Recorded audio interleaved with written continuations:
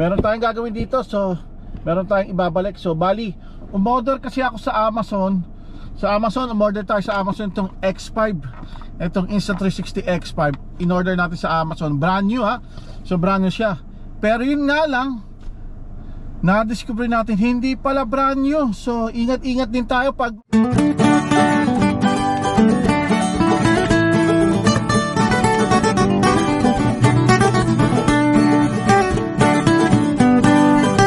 magandang umaga mga ka-cube. So ito araw ng Sabado na ngayon. So wala tayong pasok. So balik hapon, nag-overtime nga tayo. Tapos yun, so meron tayong night out kagabi kasama yung ating mga kaibigan, kasama yung family friend natin. So ayun, so punta tayo ng beach sa Manila. Kaya ito medyo puyat-puyat tayo. So ngayon, so hindi na tayo pumasok ngayon kasi sobrang tayo sa oras. So bale ito, so andito tayo sa Shoppers Drug Mart. Andito yan, makikita Shoppers Drug Mart. So meron tayong gagawin dito. So meron tayong ibabalik. So bali, umorder kasi ako sa Amazon.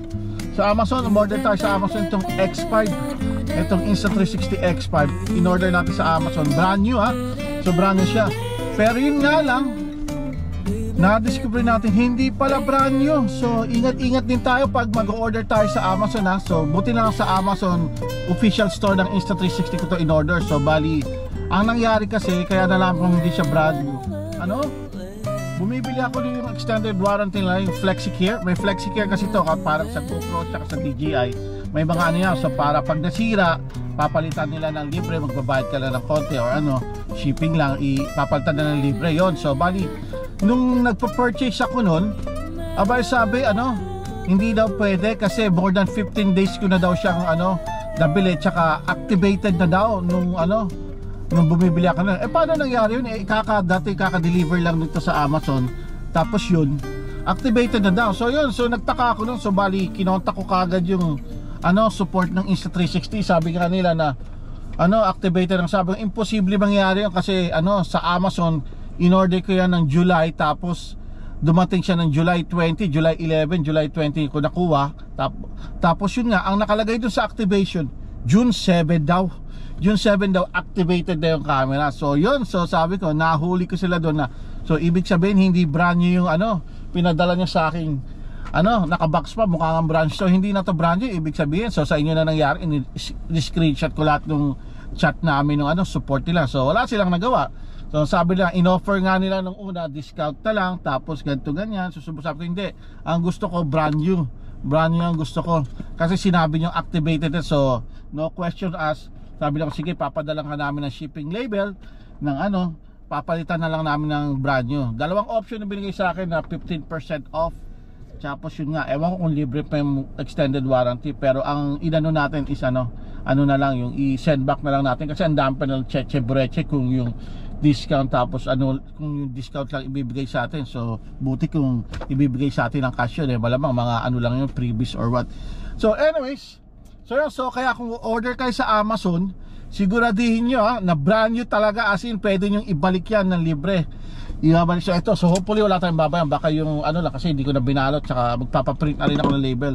Naubusan ako ng ink sa sa printer ko. So ayan, so pero okay naman siya, nagamit ko naman lang siya. So habang naghihintay ako ng shipping label, nagamit ko na siya. Pero yun nga, since mali nila talaga, so ibabalik natin to. So tulad nung yung DJI na natin, na drone natin. So kadarating lang nung kahapon, kadarating na, kuha ko na siya. So testingin din natin yun. Replacement din yun, wala rin akong binayaran nun, as in no question asked. So automatic, sabi nila, padala mo lang, bibigyan ka namin ng bago. So ganun lang kabilis, wala pang 1 week, nasa akin na uli yung replacement. Pero yun, ako talaga may kasalanan nun. So pinalipad ko siya, hindi ko alam nung nagba-back up ako ng sa Midland. May puno pala sa likod, kaya nag-crash landing siya. So yun, sira. Pero buti na lang, meron tayo mga warranty. So yan. So yung mga ganitong bagay na tulad dito, yung mga medyo mamahalin, mga parang sasakyan din yan. So bilan nyo na worth it naman yung yung mga extended care nila na babayaran mo lang ng $30, good for 1 year na. So okay yun, okay. Extended, subok na yan. Pati itong ginagamit natin ngayong GoPro na to, ang tagal na ng GoPro sa akin. So 3 years na. Hindi, more than 3 years na pala yung GoPro 9 kong yun. So nasira, nabagsak ko din. Nabagsak ko rin yung GoPro. So yun nga, so sinabi nag-troubleshooting ko online, sabi ko hindi nagabagana. So buti na lang nakasubscribe ako dun sa subscription nila. Ayun, so pinalitan din, winave na nila yung ano, winave ko, as in wala rin akong binayaran doon, yung shipping lang na $6 ata. So yun lang, tapos ito, yun nga, kinagamit ko na. So nagkaroon pa tayo ng GoPro, ano ba to? GoPro 12 pa to. Bala ko na rin bumili, i-upgrade yun kasi 9 lang yun. Tapos yun, ito GoPro 12 na yung gamit natin. So yun lang mga ka-cubes muna sa ngayon. So advice ko lang, pag-order kayo ng mga ganitong ano, gadgets, make sure na brand new. Tapos kung hindi brand new, ibalik nyo.